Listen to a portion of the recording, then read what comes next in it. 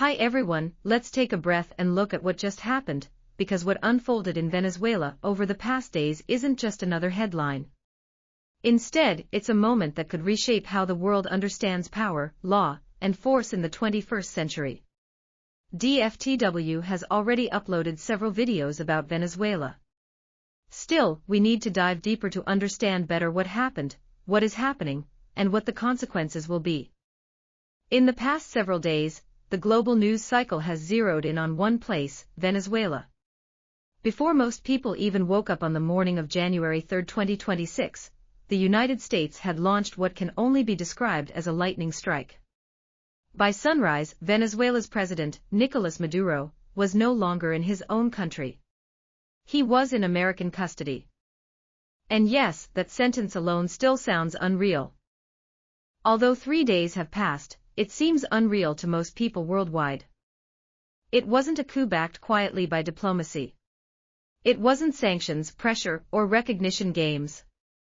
It was a direct military operation, planned for months, rehearsed in detail, and executed in a matter of hours. Over 150 military aircraft were mobilized. Fighter jets, electronic warfare planes, surveillance drones, and special operations helicopters all took part. Venezuelan air defenses were blinded. Communications collapsed. Radar systems went dark. Residents in Caracas described the sky glowing red, as if it had been bombed. Explosions echoed through the capital in the early hours of the morning. At least 10 key targets were hit, including government buildings and military installations. One report said the Venezuelan parliament itself was struck. And while all that was happening in the air, something far more symbolic and more shocking was happening on the ground. Maduro and his wife were asleep. They weren't fleeing the country. They weren't giving a passionate speech. They weren't even in a bunker yet. U.S. Special Forces, reportedly Delta Force, stormed the location in the middle of the night. The CIA had spent months preparing. A full-scale replica of Maduro's residence had been built in advance so troops could rehearse every corridor, every door, every possible escape route. Informants were planted around Maduro to track his movements in real time. U.S. intelligence reportedly knew not just where he was, but his daily routine, down to the condition of his pets. When the moment came, it was over fast. Maduro was dragged from his bedroom, still in his sleepwear. Video footage released later showed him blindfolded and handcuffed, escorted through a corridor by American personnel. At one point, he looked into the camera and calmly said, "Good night. Happy New Year." That line alone sent chills through social media. People asked, did he even fully realize what was happening? Or was he too good-mannered to say bad words to kidnappers? Trump, meanwhile, was watching the entire operation, like enjoying a TV show. And he couldn't hide his excitement. He told Fox News everything he had in his head on the phone, saying he watched the operation, from beginning to end, and describing it as more exciting than a Hollywood movie. He said it felt like a TV show, but real. Photos appeared on Trump's Truth platform showing Maduro blindfolded aboard the USS Iwo Jima. The White House followed up with official video footage. There was no attempt to soften the image. It wasn't quite diplomacy. That was a spectacle. It was not quiet either, but loud, really loud. Maduro was flown directly to the United States and appeared in a New York court protesting. The charges against him were drug trafficking, terrorism, and organized crime, accusations Washington has leveled against him for years, but never acted on in this way. He was even charged with possessing machine guns, which violated the U.S. law. What the heck did he know about the U.S. domestic law that prohibits him from possessing a machine gun on his own soil as the president of a country not belonging to the United States? Now, one should know the importance of learning U.S. law, as it covers everything in the universe that has the least connection with the United States. The obvious question for Maduro is not, what happens now? But it is what happens next. He will probably stay in prison for the rest of his life. Does a show trial still make sense to the U.S. Department of Justice? When the so-called justice becomes a weapon to bully weak nations, what can we expect from those nonsensical lawyers' tedious sentences? Maduro asserts that he is still the president of Venezuela, and the acting president of Venezuela still demands his and his wife's immediate release. Donald Trump, for his part, seemed less focused on the legal outcome and more focused on what this moment represented. He declared that under his administration, the Monroe Doctrine, the 19th-century principle asserting U.S. dominance over the Western Hemisphere, had effectively been replaced. Some are already calling it the Donald Doctrine. Trump didn't stop at celebrating the arrest. He openly announced that the United States would temporarily occupy Venezuela, deploy American oil companies, rebuild energy infrastructure, and sell Venezuelan oil under U.S. control. He hinted that if China and other countries want to buy Venezuela's oil, they need to go through the United States. When reporters asked how long the occupation would last, Trump dodged the question. If he is as smart as the Chinese king of humor, Stephen Chow, he would have given a short answer to that question: 10,000 years. Instead, he talked about oil. He talked about reconstruction. And critics were quick to say the quiet part out loud: that looks less like law enforcement and more like resource seizure. The U.S. has also imposed an oil embargo and maritime blockade on Venezuela. Trump even publicly warned other leaders in the region, naming Colombia and Cuba specifically, to be careful. Meanwhile, Venezuela's vice president was quickly sworn in as acting president by the Constitutional Court. She declared that Venezuela has only one legitimate president, Maduro, and that the country would never become a colony. In less than 24 hours, however, she agreed to hold open talks with the U.S. for resource cooperation under international law framework. We do not blame her for succumbing to the U.S. A weak country has to survive before thrive. She has no choice but to lower her head, as the U.S. had warned earlier that it would evaluate whether to support opposition figures, including Nobel Peace Prize laureate Maria Corina Machado, installing her as the president of Venezuela. Latin America split in its response. Brazil condemned the attack, calling it a dangerous precedent. Argentina's president openly praised Trump, shouting "Long live freedom" in public support. The region hasn't seen this level of shock in decades. Here comes a question: is this the end of international law? Former ambassadors, generals, and legal scholars have been nearly unanimous in their view that this operation violates international law. Under the UN Charter, the use of force against a sovereign state is illegal unless authorized by the United Nations or justified as self-defense. Venezuela did not attack the United States. Drug trafficking allegations, however serious, do not grant legal authority to invade another country and arrest its head of state. From a legal perspective, many are calling this state terrorism. From a political perspective, critics argue that Trump doesn't care. As one analyst put it, the U.S. under Trump no longer sees international law as a restraint. It sees power as the only rule that matters. That is what alarms many observers. If a superpower can decide that another country's president is illegitimate, storm in, take him away, and install a preferred successor, what can stop this from happening again? It is not just Latin America. Small countries in Southeast Asia that are hostile to Beijing will also think they are too close to China, and no one will call him Winnie the Pooh, as he deserves more respect in that region. In Central Asia, weak states may also fear the Putin doctrine, while tiny nations around India may feel unlucky to be so close to Modi, who has long dreamed of becoming a world leader. The world is returning to the state of natural choice, like in a jungle. It is drifting away from rules, norms, and shared restraint, and back toward raw competition, where strength, speed, and adaptability matter more than ideals. The U.S. is declining as a global leader, but it wants to become even tougher in the Western Hemisphere. From a purely military standpoint, the operation was almost flawless. Electronic warfare crippled Venezuela's command and control. Radar and communications were disabled.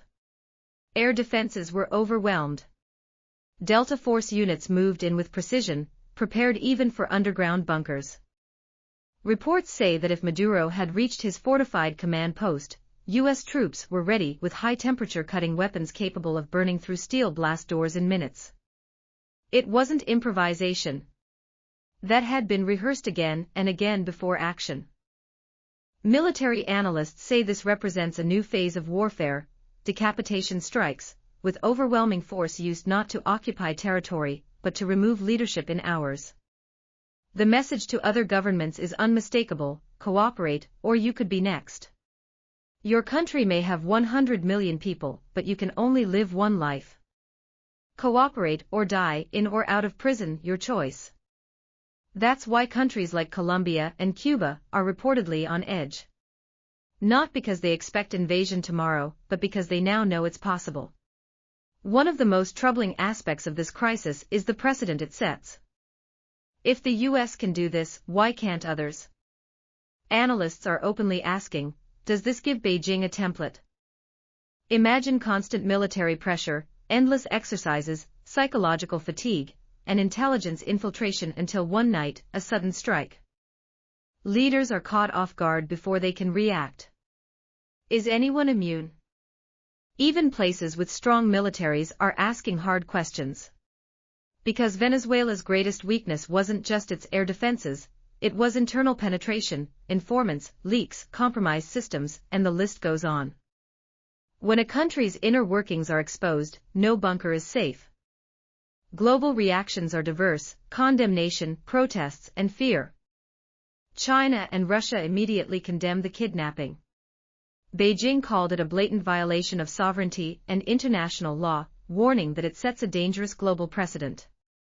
The UN Secretary-General expressed deep concern. Across the United States, protests erupted.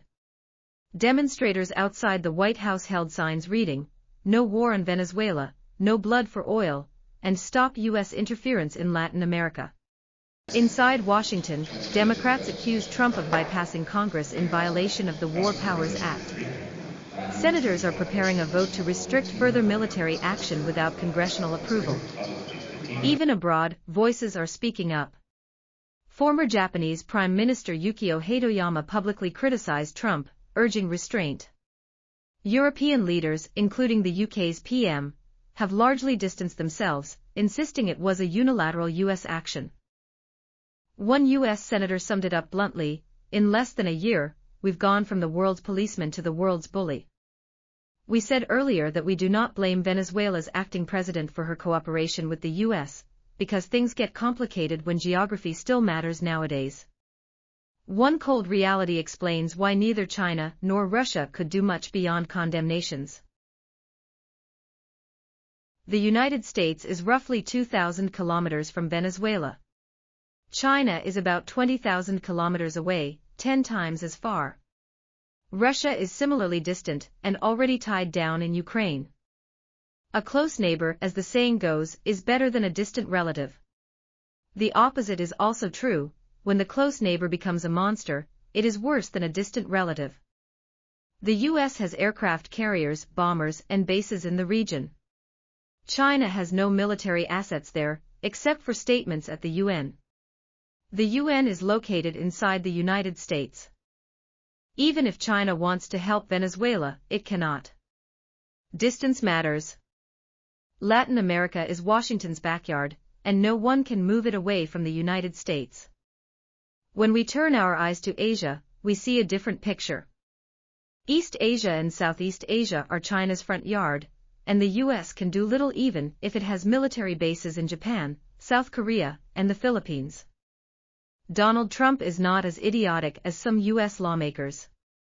He knows China's advantage in East Asia and the South China Sea, which is why he tried to downplay China's drill on December 29, 2025. He did not even mention or hint that he would defend Taiwan. In the U.S. National Security Strategy released last month, Trump wrote that great powers naturally dominate international relations due to their size, wealth, and strength. He described this not as an opinion, but as an eternal truth.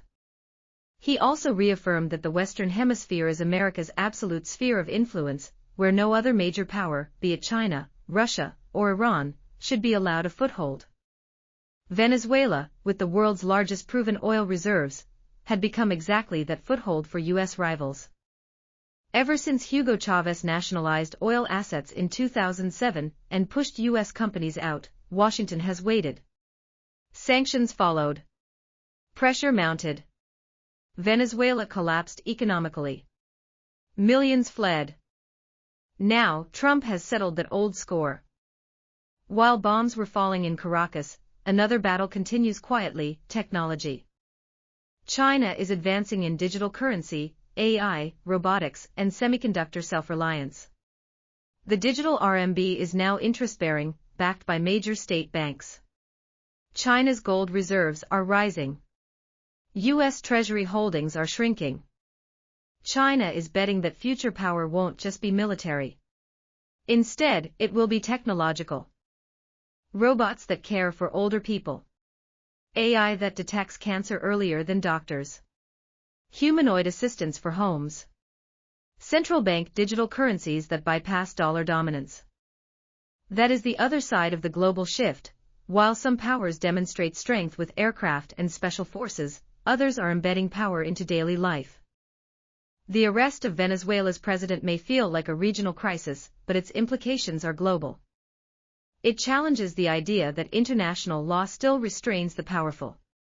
It tells smaller countries that sovereignty may be conditional.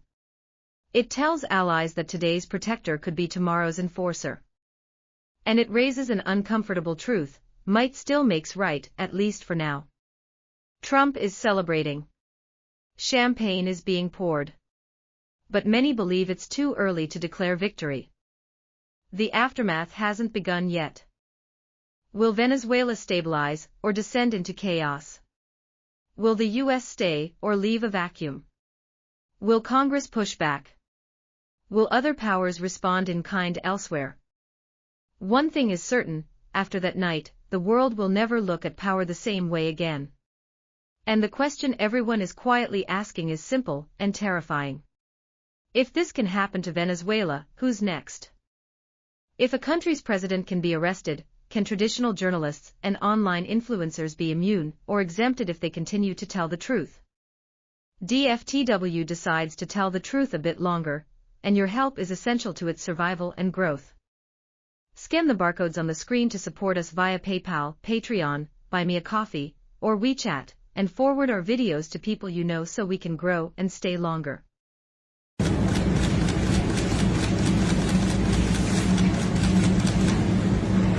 Night, get busy. Good night. Happy New Year.